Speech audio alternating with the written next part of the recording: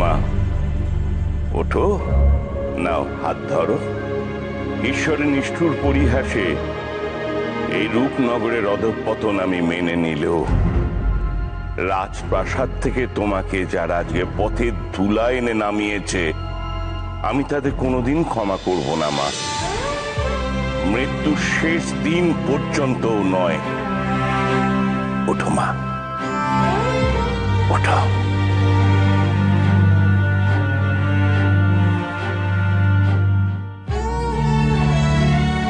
ওঠো মা।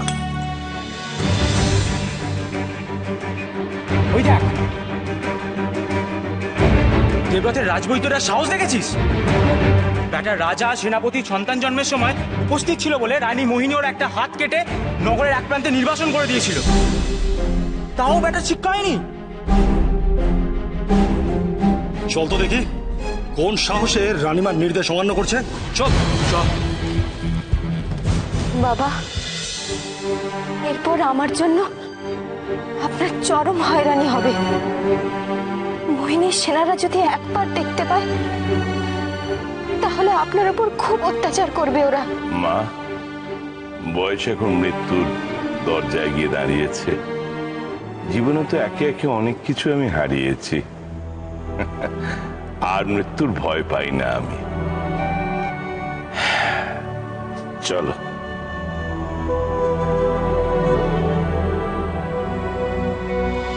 কিরে, খুব সাহস বেড়েছে দেখছি। সব ভুলে গেলি নাকি? নাকি এখনো শান্তি হয়নি? আরেকটা হাত কাটাতে চাস? না না, তোমরা ওনাকে কিছু করো না। উনি বৃদ্ধ মানুষ, উনি কিছু করেননি। আমি ওনাকে ডেকেছি। একদম চুপ। এই পুরোটার হয়ে একবার সালিশি করলে না, তোকেও একদম ছি ছি ছি ছি ছি ছি।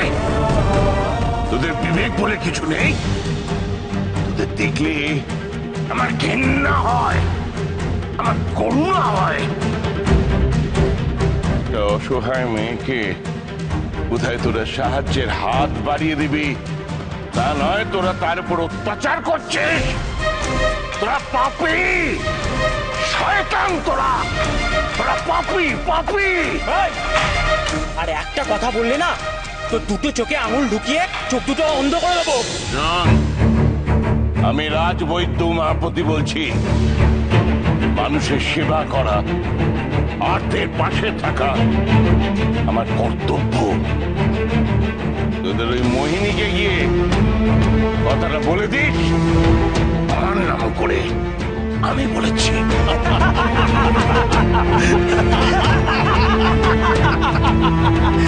তোর সেবা তো কেউই নেয় না। তোর 10 হাতের মধ্যেও কেউ আসে না। নিজেকে আবার রাজবৈদ্য বলছিস? আর তোর চিকিৎসা করার অধিকার রানী মোহিনী তো কবেই ধপ করে কেড়ে নিয়েছে। বাবা, আপনি চলুন, আপনি এখান থেকে চলুন। আমি আর আপনার অপমান সহ্য করতে পারছি না। না মা, একটা শেষ কথা বলে যাই। আর সেই শেষ কথাটা তোদের শয়তান মোহিনীকেও জানিয়ে দিস। আমার হাত কেন, আমার যদি দেহটাকেও টুকরো টুকরো করে কেটে ফেলেও তবু আমার প্রাণ থাকতে আমি আমার আদর্শ থেকে এক পাও নড়ব না। কে মোহিনী? আমি তোদের মোহিনীকে মানি না। আমি মানি রূপনগরের একজনই অধীশ্বর, আর তিনি হচ্ছেন রাজা দেবরথ। পিলিকার মরবার আগেই ডানা গজায়। এবার তোর শুধু হাল কি হয় দেখবি।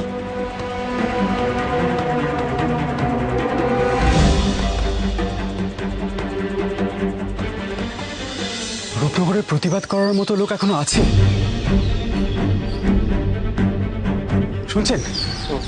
বলুন। বলছি, ওই লোকটাকে। ওর কথা জানতে চাইছেন কেন? ও রাজবৈদ্য উমাপতি, উনি খুব ভালো বৈদ্য, কিন্তু মোহিনীর নির্দেশে তার কাছে চিকিৎসা করানো বারণ। আর ওই যে মহিলা, ওকে জানো? বলো রূপনগরের। অত জেনে আমার দরকার নেই। আমার একজন বৈদ্যকে দরকার ছিল, আমি পেয়ে গেছি। আমার কাজ হলো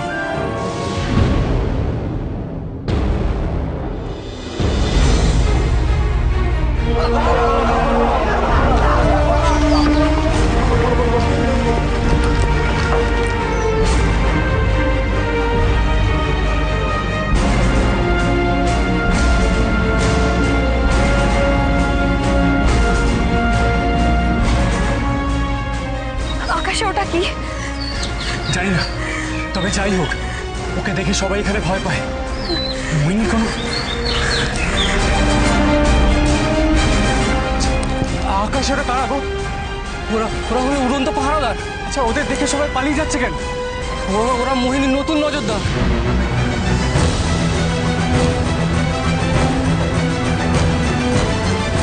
রূপনগরের আকাশে উড়ে বেড়াচ্ছে আর দেখছে কোথায় কি হচ্ছে। ওরা কিন্তু খুব ভয়ঙ্কর, ওদের থেকে সাবধান। কেন? ওরা কি করবে? ওদের বাজ পাখির মতো চোখ, উঁচু থেকে দেখলেও ঠিক বুঝতে পারে তারা মোহিনীর বিপক্ষের লোক।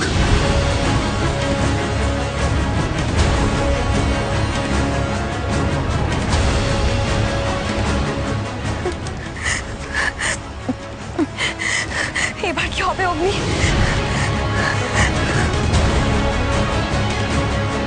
ওরা কি আমাদের চিনে ফেলবে?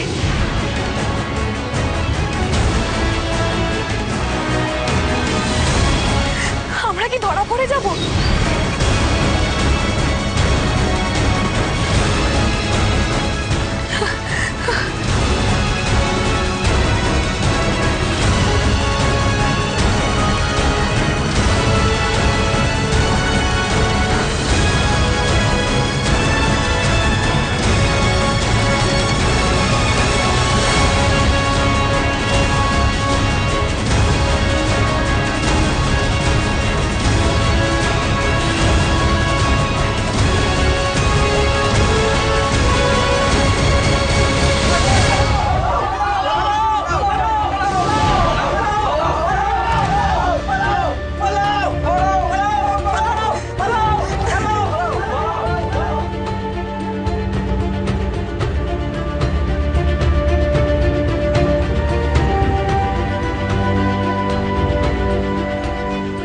অগ্নিটা হা করে কি দেখছে? এক্ষুনি আমাদের এখান থেকে পালাতে হবে, নাহলে যে আমরা ধরা পড়ে যাব। অগ্নি কি সেটা বুঝতে পারছে না? এই অগ্নি, হা করে কি দেখছো? ওরা আমাদের ধরতে এসছে, পালাও। হ্যাঁ চলো।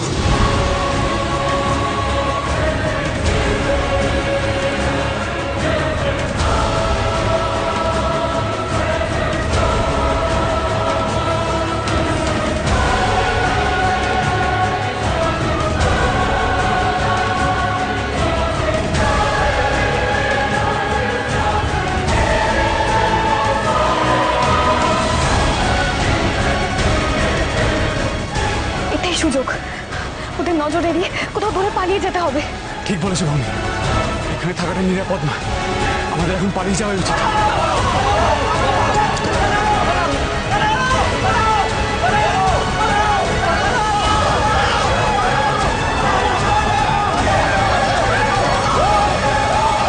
বলেছি হাপ করে ধরে টপ করে চালান করে দিতে হবে কয়েক কানা। চল চল চল, ঠিক করো না, চল, ঠিক করো না, চল। পর্চা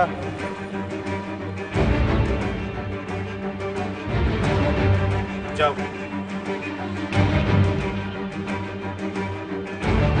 পর্চা নেই মানে পর্চা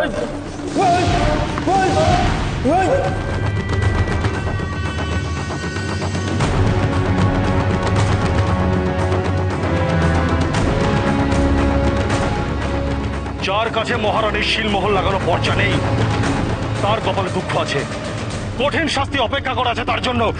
ঠিক করে দাও পর্চা। গাড়ি করে কি আছে এটা? সর্বনাশ। কি হলো অগ্নি? কি হয়েছে কি?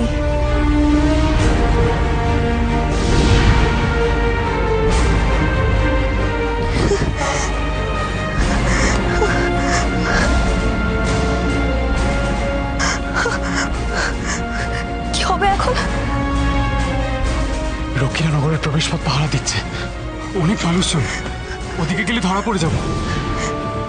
তাহলে উপায়? কি আর উপায়, উল্টো দিকে পালাতে হবে। চলো তাহলে।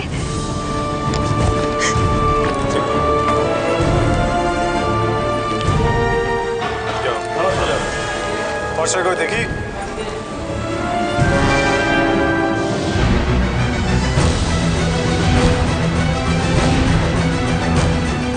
সর্বনাশ, আবার কি হলো? সামনে দেখো।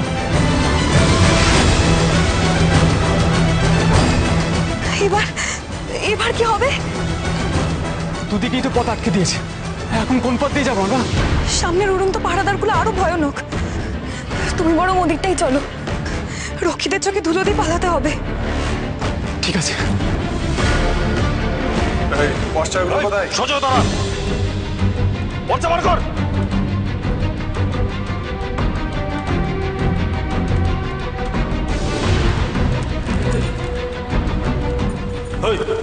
তুই কে রে? আমি আমতন্ত করছিস কেন? যা, খেলাটা ওখানে রেখে ওদের পেছনে দাঁড়া, নয়তো চাবুক পড়ে পিঠে। ঠিক আছে।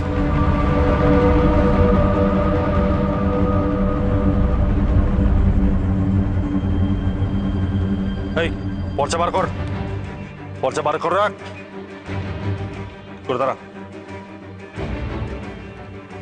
ওরা ওটা কিসের কাগজ দেখাচ্ছে? এই ঠিক করে দাঁড়া।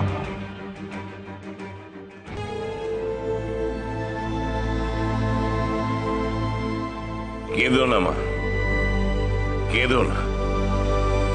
এখন থেকে তোমার চোখে জল ফেলার দিন শেষ। এবার তোমাকে শুধু লড়াই করতে হবে মা, শুধু লড়াই করতে হবে। আপনি আমার জন্য নিজের কোনো বিপদ ডেকে আনবেন না বাবা। আমার জন্য আপনার আবার কিছু বিপদ হলে আমি নিজেকে কি জবাবদিহি করব আমি জানি না। নতুন করে আর কি ক্ষতি হবে মা? মোহিনী যেদিন থেকে রূপনগরের সিংহাসনে বসেছে সেদিন থেকে বিপদের সঙ্গে বাস করার অভ্যেসের শুরু। মা, তোমাকে দেখে বেঁচে থাকার সাহস পাই। তোমার লড়াই আমার শক্তি। মাগো, মোহিনী তোমার ওপর যে অত্যাচার করেছে সে তুলনা তো আমার ওপর। মোহিনীর দানবরা দুটো শিশুর মৃত্যুর খবর দিলেও বুদ্ধিরামের কোনো খোঁজ দিতে পারেনি তারা। তাই আমার বিশ্বাস ওরা হয়তো এখনো বেঁচে আছে, অন্য কোথাও বড় হচ্ছে। একদিন আসবে, এই একটাই বিশ্বাস আমার মনের মধ্যে গেঁথে আছে। কেন জানি না। আমিও সেই বিশ্বাস নিয়ে বেঁচে আছি মা। তুমি দেখো, একদিন তোমার ছেলে আর রাজকন্যা দুজনে ঠিক ফিরে আসবে। চুপ চুপ বাবা, আস্তে। মোহিনী সেনারা যেন না জানতে পারে আমার পুত্র সন্তান আর রাজার কন্যা সন্তান হয়েছিল। আমি কিচ্ছু ভুলিনি মা, সব মনে আছে।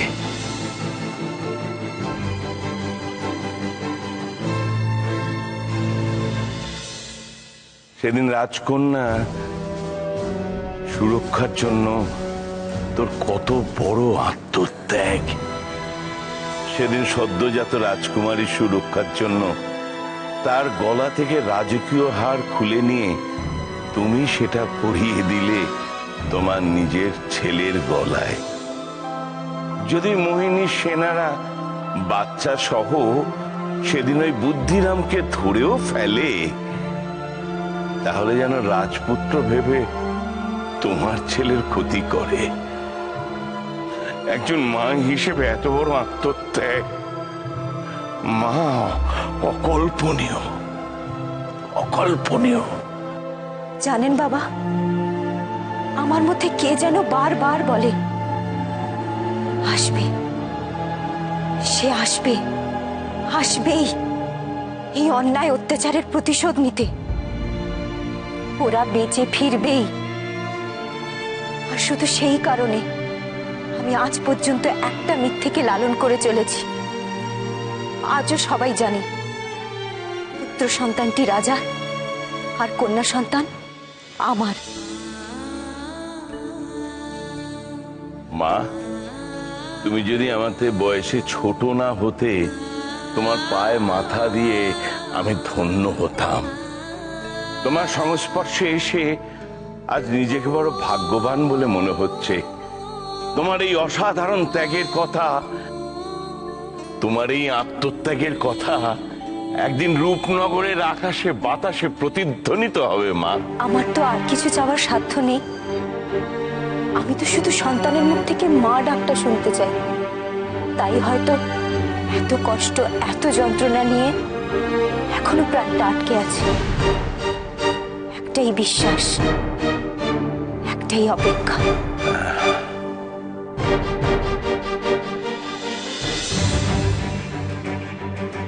পর্চা বার কর।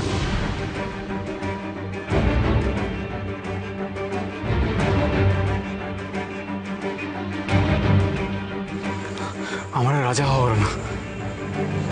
তোমার জন্য বিপদে পড়ে গেলাম। কেন, কি হয়েছে? সামনে দেখো, নগরের প্রহরীরা ওই পরিচয়পত্র না থেকে নগরের ভেতর ঢুকতে দিচ্ছে না। আর না পেলে না ফাঁসি। আমাদের কাছে তো পরিচয়পত্র নেই। আমার আর চিকিৎসার দরকার নেই, চলো জঙ্গলে ফিরে চলো। জঙ্গলে কি করে ফিরবো? উপরে তো উড়ন্ত দানব আর পেছনে সেনা। আমার কাছে তো রাজমালাটা আছে, ওটা দেখালেই তো হয়। আরে রাজমালাটা দেখালে আরো বিপদ। রাজমালা তো তোমার কাছ থেকে পড়ে গিয়েছিল, আমি দেখে তুলে নিয়েছিলাম।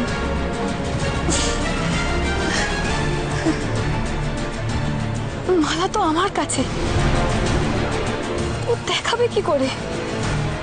পর্চা দেখা, পর্চা দেখা, তোর পর্চা দেখা, পর্চা, পর্চা দেখা। অগ্নি, অগ্নি, কি হলো? কথা বলছো না কেন?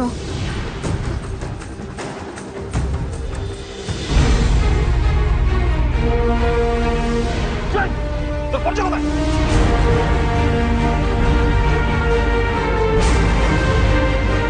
ঠিক করে দাঁড়া।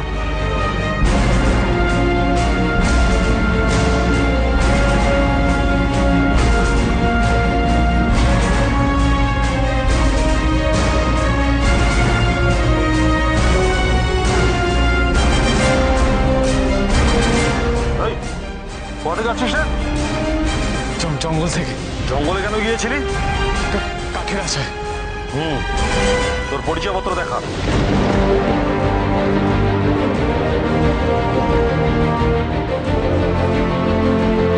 আর উপায় নেই, ধরা পড়ার আগে রাজমালাটা দেখিয়ে আমাকে আসল পরিচয় দিতেই হবে। তারপর যা হওয়ার হবে। অগ্নির কাছে তো কোনো পরিচয়পত্র নেই, রাজমালাটাও নেই। চরম বিপদ ঘটবে এবার। কেন আমার মতো দাঁড়িয়ে আছিস কেন? দেখা পরিচয়পত্র। এই, তুই কালা নাকি? নাকি আমাদের সাথে ফাজলামো করছিস? তোর পরিচয়পত্র নেই? আছে তো, আছে তো। আছে তো দেখা। এই তো দেখাচ্ছি।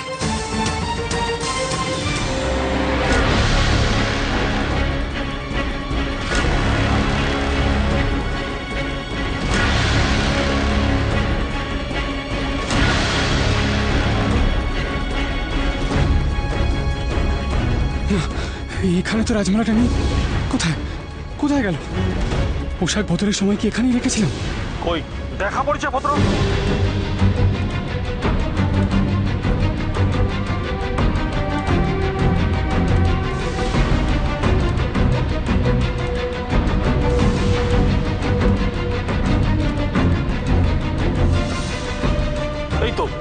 এই তো পরিচয়পত্র দেখা। পরিচয়পত্র কোথা থেকে পেল অগ্নি?